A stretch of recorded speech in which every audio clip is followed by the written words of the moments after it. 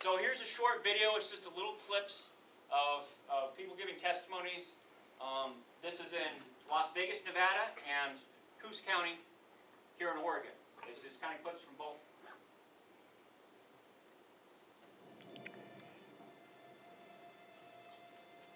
I'm here today to speak about my concern regarding the NDAA's authorization of indefinite detention and assassination of any person on U.S. soil. To this whole issue about bringing the local governance back into play here. Basically, Oregon has one of the longest histories of state constitutionalism.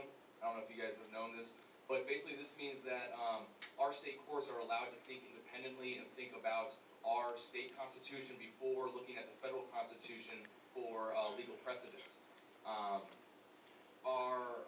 We're not really supposed to be, our states or courts are not supposed to be following slavishly to the federal mandates from the Supreme Court decisions, but looking at our own legal history as a state in our own state constitution and our state background and how it was ratified here in the state of Oregon. There's numerous case law. Good morning, County Commissioners. I'm here today to speak out against National Defense Authorization Act. On its face, it funds the military, and it has been around for over 4 decades. But in the NDAA of 2012 and 2013, drastic measures have been introduced that virtually wipe out the First Amendment, the Fourth Amendment, the Fifth Amendment, and the 10th Amendment. Everyone strives towards a goal in life.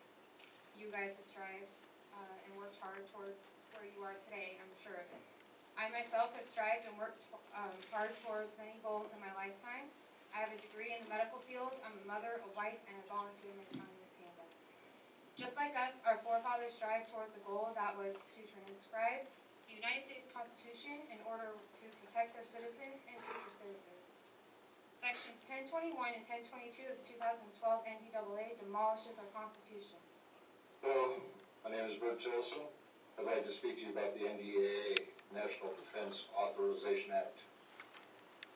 It has me concerned for the following reasons. By the government's own definition, I'm classified as a quote-unquote potential terrorist.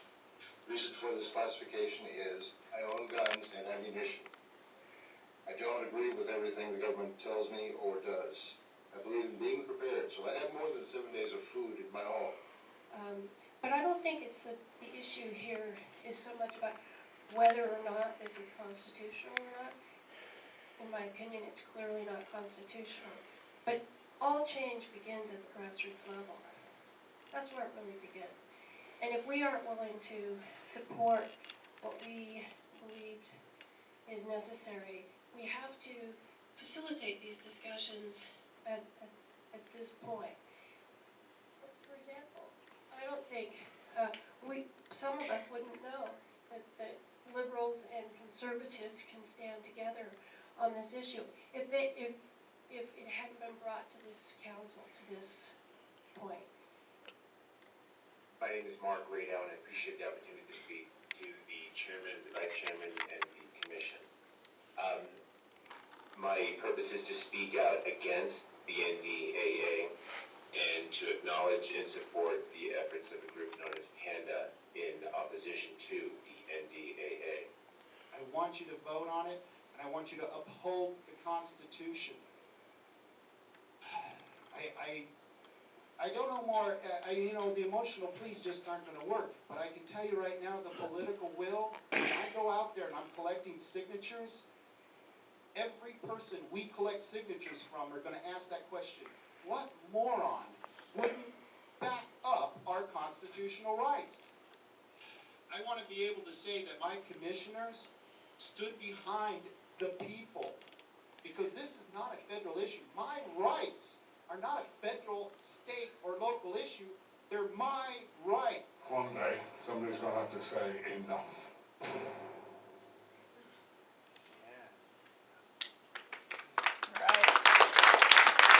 So what we're going to do is have a question and answer. Colin, I'll have you come up. Hold on. You're going to... Tom has a little bit more to do, and after that we're going to have Q&A. So, Tom?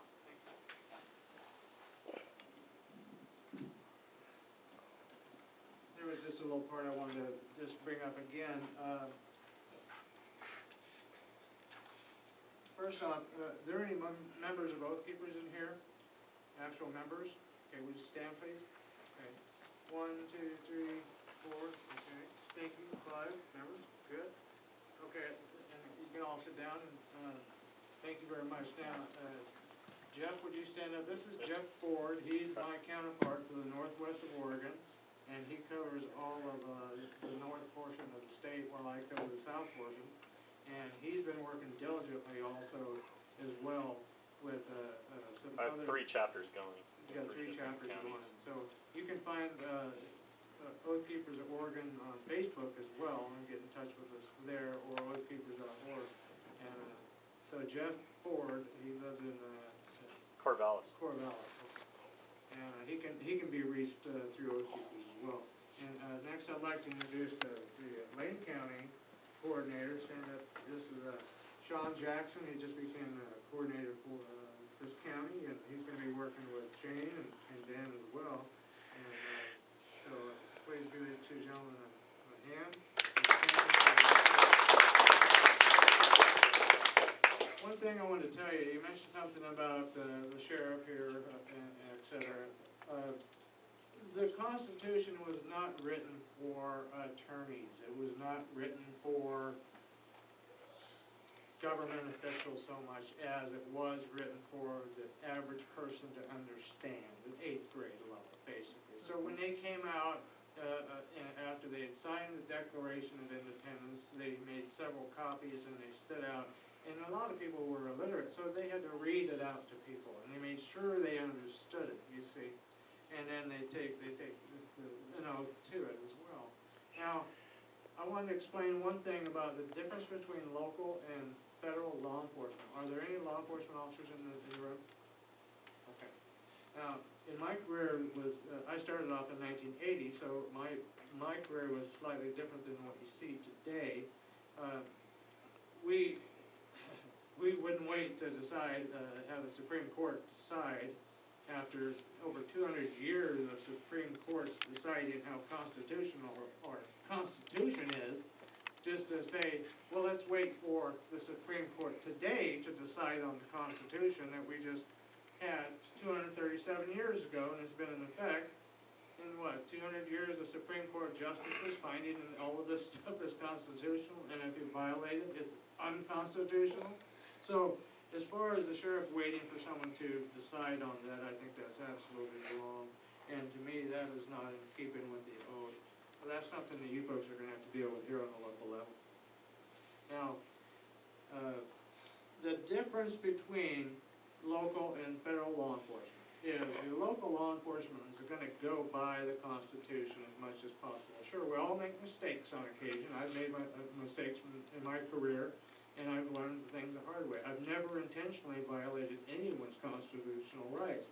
I may have violated a couple of Fourth Amendment rights doing a forced search, and it wasn't right, and the person got off, which was fine. I've never had a problem with that. But that was my problem because I hadn't studied it enough. And that's what we're seeing today with law enforcement, is they're not studying enough, knowing enough, paying attention to the Constitution. Now, let's say that I wanted to serve a search warrant on Derek right here, this gentleman. And I'm working here with the county, and so I decided he's got a bunch of drugs and guns in the house. So I'm gonna write a search warrant, which all police officers can write, but they have to be approved by a judge, okay? So you take the warrant to the judge, he approves it, he looks at it, or he disapproves it. So then the judge, if he approves it, he signs it, and it makes it legal. That way, then the officer can go out and conduct the search. However, federal agencies, now, federal agents can write their own search warrants, which is fine, but they can also sign them themselves. They do not have to go to a judge to have it approved. They can sign it themselves. I, Tom McCurgan, approved my own warrant for this guy, and I go serve it to him, and I do my job. Now, can that evidence be used against you in a court of law? Technically, no, if it's constitutional here, if you're going by the Constitution. But if you're going by the laws of war, the Constitution is out. We can't allow that to happen. We're not gonna allow that. You gotta draw a line in the sand. And we've already done that. we will interpose between the federal government and these people here, and we expect the same. We're not a militia, but who is a militia? It is us, right? The American people. Now, I'm not promoting anything like war or nothing like that, overthrow the government. All I'm asking is for people to obey their oath. That's it. Honor your oath. If they had enough people that do that, we wouldn't be seeing all of these problems that we have now. How many was that passed the NDA? 97 or 93? 93 people, most of which, out of 100, are attorneys. And some of them very wealthy attorneys. Do you think that, how did they pass the bar exam if they're pulling this on us? We're free people, supposedly, but we cannot allow this to happen. So, you understand now the difference between the two. Now, anyway, what I'd like to do is, anyone who'd like to take the oath, you've had a chance to look it over, and in 1798, the people who fought at Lexington Green and Concord, they met on the Lexington Green, and they had an oath renewal ceremony, and other new militia members came up, and they also took that too, and President Adams commended them for doing that, for taking the Constitution too hard, with seriousness. We've lost too many people, 1 million service members, for our Constitution. And how can we allow them to their lives and their sacrifices, their blood and their sweat, to be in vain? My father, my grandfather, and his father, and so on, and my uncles, they've all fought in wars. My family's been here since the 1600s on one side and the 1700s on the other. So yeah, we've had our share of it. We've been involved in the Revolution, the War of 1812, the Civil War, etc. So I'm not going to let their sacrifices be in vain. No way. They did that for us, so we can live here. What are we going to do for these children? What are we going to do? We allowed this to go this way. We have two things that we've done that are wrong, and where we have really messed up. One is apathy, and two is political correctness, okay? Now, that's where we got to draw the line, because say what you mean, and mean what you say. Don't dance around it, okay? I don't play full punches with it. If it's unconstitutional, it's unconstitutional, period. We will not follow those orders. Now, if I'd like to have you folks who'd like to take the oath to stand and raise your right hand and repeat after me. Can I have one of those? You certainly can. Read it first.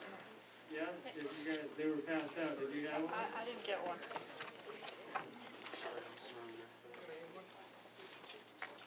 Thank you so much. I got one already. It's on the center of the page, in the middle of the trifold right there, and it says I with a blank on it. Give you a second to read that if you like.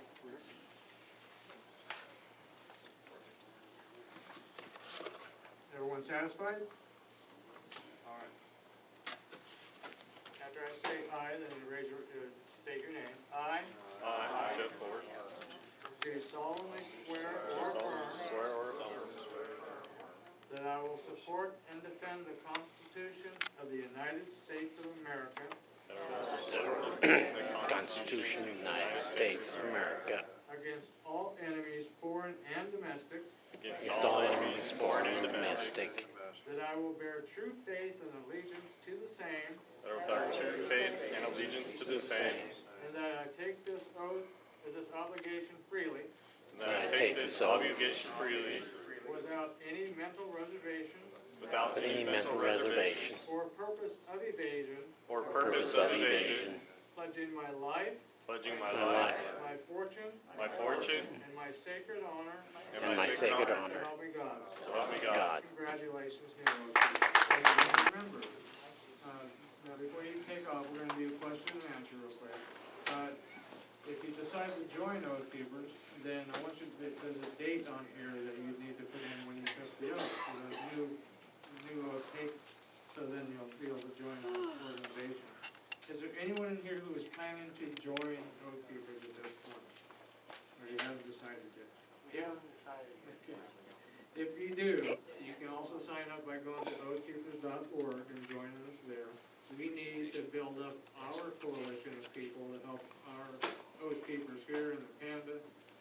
out there and fight these things that are unjust and unconstitutional.